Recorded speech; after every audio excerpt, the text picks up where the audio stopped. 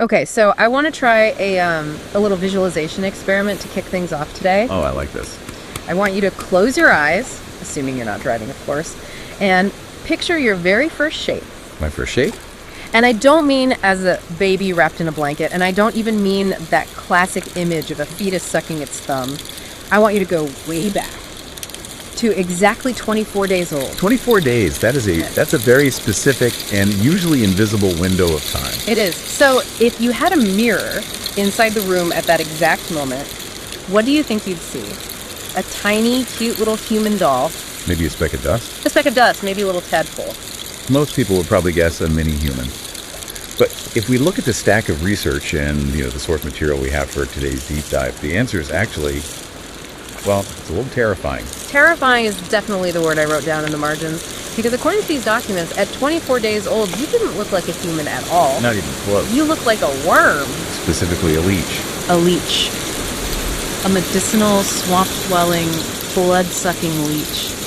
And I have to be honest, when I first read that in the prep notes, my immediate reaction was, okay, come on. Right. It feels like one of those internet myths, like, did you know you eat 8 spiders a year in your sleep? It sounds too gross to be true. It does trigger a visceral reaction. Nobody resembled a parasite on their dating profile. No. But this isn't an internet myth. We are diving into a really unique intersection today. We're looking at a single Arabic word, Alaqah. Alaka. And how it serves as this strange bridge between, ancient linguistics, modern high-tech embryology, and a really heavy philosophical look at the human soul. It's a bridge I really didn't expect to walk across today. We've got sources here that range from linguistic dictionaries to biological diagrams, all centering on this one claim. What's that? That you, me, and everyone listening started out as something that is best described as a leech. And the sources argue this isn't just a physical description, it's a blueprint for our entire psychology. That's the key. It's not just about shape. It's about factory settings. Okay, let's unpack this, because we need to earn that factory setting conversation. I want to start with the word itself, Alaka. Right. It seems to be the linchpin of this whole argument. It is, and linguistically, Alaqah is a bit of a puzzle. In the Arabic language, words often have layers of meaning roots that branch out. Okay. This specific word, Alaka, has 3 distinct definitions found in the literature. And for a long time, centuries actually, this caused a lot of headaches for translators. So what are the 3 meanings? The first meaning is a blood clot. Okay. The second is a suspended thing, so something that hangs or dangles freely. Right, like a pendant. Exactly. And the third, which is the one that really shocked you, is a leech. Okay, so we have blood clot, hanging thing, and leech. 2 of those are biological, one is positional. But here's what I don't get. If leech is such a perfect description, which we'll get to, why did translators stick with blood clot for so long? That's a great question. I remember seeing old translations that always said clot. That's where the history of science comes in.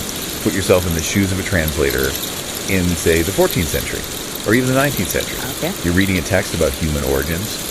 You don't have an electron microscope. You don't have ultrasound. If a pregnancy ends at 3 or 4 weeks, a miscarriage, what does it look like to the naked eye? It looks like, a mess. It looks like clotted blood. Exactly. Without magnification, the embryo at that stage just looks like a congealed lump of red. So blood clot was the logical, observable translation for the time. It made sense in a pre-modern context. So it wasn't that the text was wrong, it was that the audience, they didn't have the lens to see the other meanings yet. Precisely. And the sources highlight this shift. They point out that modern technology, specifically the ability to see inside the womb at a microscopic level, changed the game. Everything changed. Suddenly, we aren't looking at a red lump. We are looking at a structured form. And when you magnify a human embryo at roughly days 22 to 25, the blood clot definition falls away. And the leech one comes into focus. And it becomes undeniably accurate. Okay, you keep saying undeniably accurate, but I need you to prove it.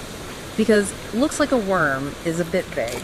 Are we talking about a general tube shape, or are there specifics? Oh, it's specific. The source material includes these side-by-side comparisons, and it is startling. Startling? How? If you put a picture of a medicinal leech next to a 24-day human embryo, they share the same bodily structure. Give me the details. What am I looking at? First, just the shape. It's not just a tube. It has a curvature, a sort of comma shape, which matches the leech when it curls.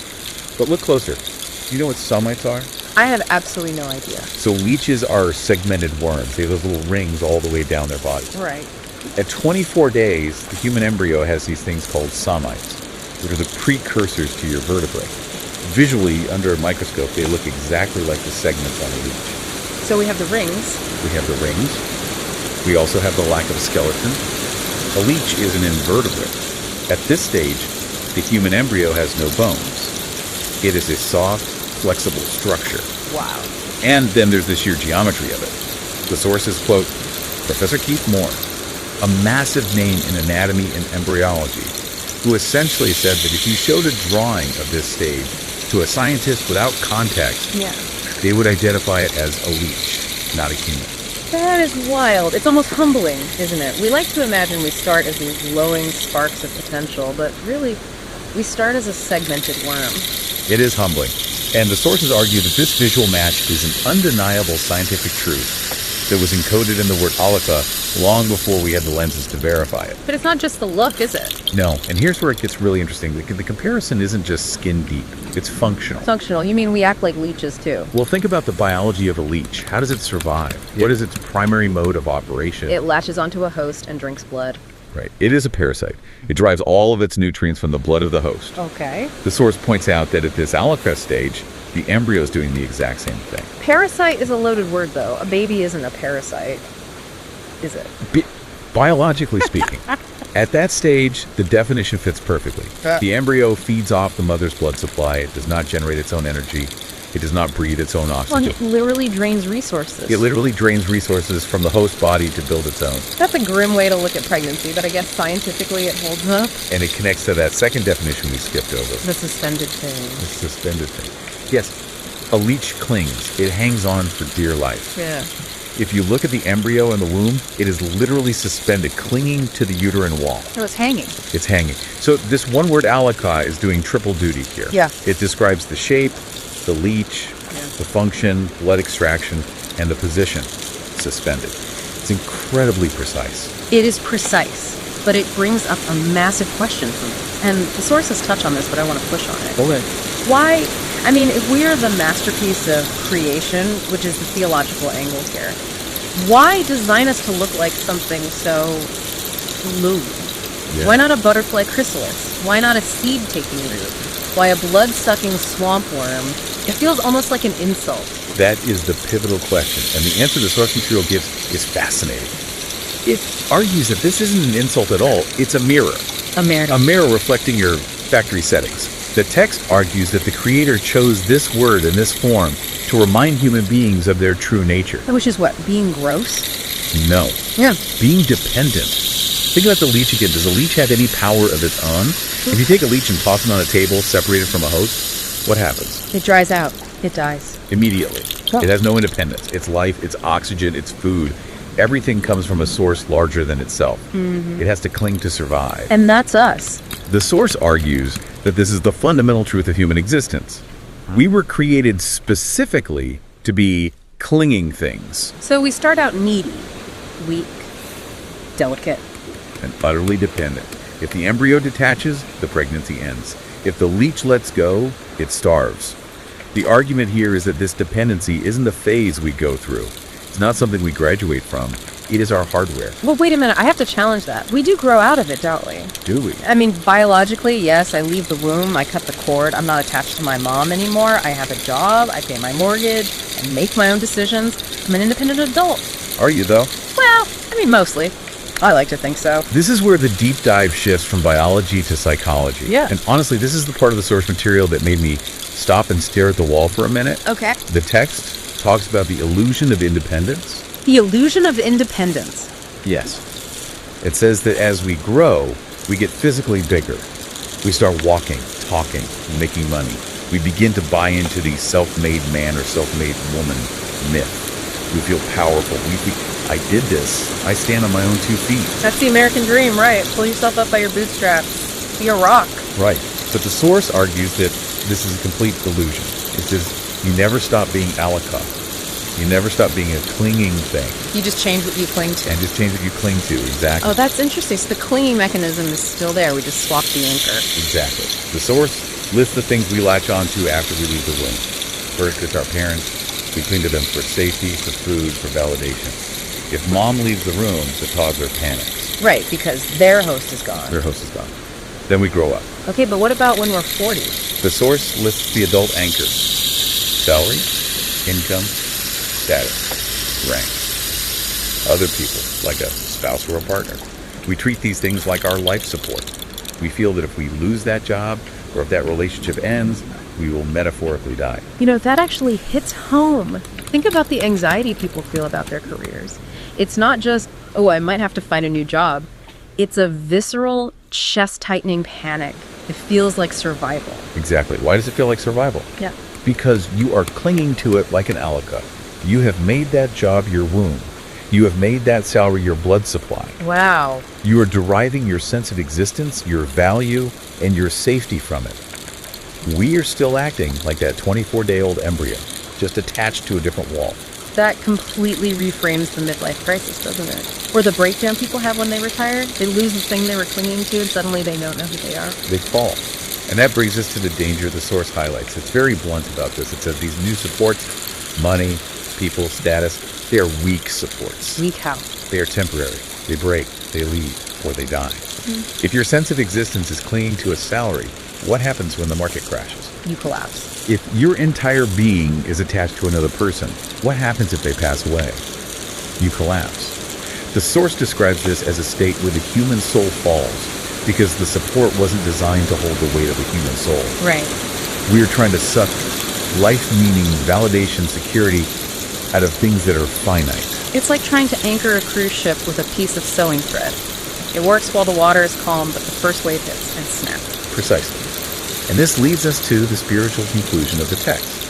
The source material is largely drawn from Quranic reflections, and it pivots here to a theological lesson. It says the text is teaching the reader a fundamental law of physics for the soul. Which is? You were created to take support. So the lesson isn't stop clinging. The lesson isn't become totally independent. No, because that's impossible. You can't fight your nature. You are wired to be dependent. You are wired to need a source. The mistake isn't the need. It's what we attach that need to. It's trying to fill that need with things that can't sustain you. It draws a parallel back to the womb, right? It does. It says, just as the womb was the source of your physical life when you were that tiny leech-like creature, the Creator is the source of your life today. The text argues that you need to ensure you cling to the entity that is always alive, the ever-living. There's a really powerful line in the notes here about the starving soul. I want to touch on that because it feels like the climax of this whole argument. It really is. It goes back to the biological metaphor one last time. A leech that detaches from its host doesn't just get lonely, it starves. It loses its life source. And the soul works the same way. The source asserts that the human soul works the exact same way. So when we detach from the Creator, or when we try to attach to these temporary things like money or status, our soul is actually starving. That's the claim. It's the moment you let go of that connection to the divine, the soul begins to hunger. It feels that void. And we feel it, don't we? That subtle background hum of anxiety, that feeling of it's not enough. The hedonic treadmill. We get the promotion, we feel good for a week, and then we're empty again. Exactly. We try to fill that void with other things, but because those things are weak supports, they can never truly feed the soul. So we're just latching on to things that have no blood to give us. We end up in a constant state of spiritual starvation, even if we look successful on the outside. That is a heavy concept. It basically flips the script on how we view success. Usually we think success is about needing nothing and no one, standing on your own 2 feet, being the alpha. Right. But this is saying, no, true success is admitting you need support, but choosing the only support that won't break. Exactly. It frames humility not as a weakness, but as alignment with reality. If you know you are clinging thing by design and Alaqah, then there is no shame in dependency. The source says, do not be ashamed of your neediness. It's how you were made. It's your factory setting. The tragedy is only in being needy for the wrong thing. You know, it really makes you look at that 24-day-old embryo image differently. At the start of this, I was grossed out. I was thinking, great, I'm a worm. But now it feels more like a lesson plan, like the biology was a blueprint for the psychology. That's the mirror concept again. The physical reality of our creation is a map for our spiritual reality. We started as something that needed to hold on to survive. We end as something that needs to hold on to survive. The only variable is what we are holding. It's rare that we get a deep dive that connects something as clinical as embryology with something as abstract as spiritual reliance. They usually live in different buildings on a university campus. Exactly, but looking at them together through this one Arabic word shows that they might be telling the same story. The hanging thing in the womb becomes the human hanging on to hope or faith or purpose.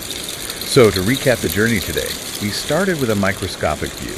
We found out that at 24 days, we were dead ringers for medicinal leeches, complete with segments and suction. And we learned that the word Alaka perfectly captures that shape, function, and suspended nature, overcoming centuries of translation confusion. And we moved to the realization that this wasn't an accident. It's a description of our nature. We are dependent creatures. We are clinging things. And finally, the warning. We act tough, we act independent, but we are always clinging to something. And if that something is temporary, like a job or a bank account, we're setting ourselves up for a fall. The takeaway is really about checking your anchors. If you are designed to hang on, make sure you're hanging onto something that can actually hold your weight. Which brings us to the end of our dive. And usually we like to leave you with something to chew on, maybe a fun fact for a cocktail party. But today, I think the question is a bit deeper. Much deeper. It requires some honest, maybe uncomfortable introspection. It does. It requires looking in the mirror. If we are all clinging things by nature, if that is our hardware and we can't turn it off, I want you to look at your life right now. Not what you say matters to you, not what you put in your bio, but what do you actually rely on to get through the day. Where does your security come from? Exactly. What is the thing that, if it disappeared tomorrow morning, if you got that phone call, would make you feel like your life was effectively over, like you couldn't breathe? Identify that thing. Identify it. Be honest about it. Because that is your host. That is what you are clinging to. That is your God, in a sense. And the haunting question left by the source material is this. Will that thing hold you up forever? Or is it eventually going to break and let you fall? And if it breaks, who are you then? Thanks for diving in with us. We'll see you next time.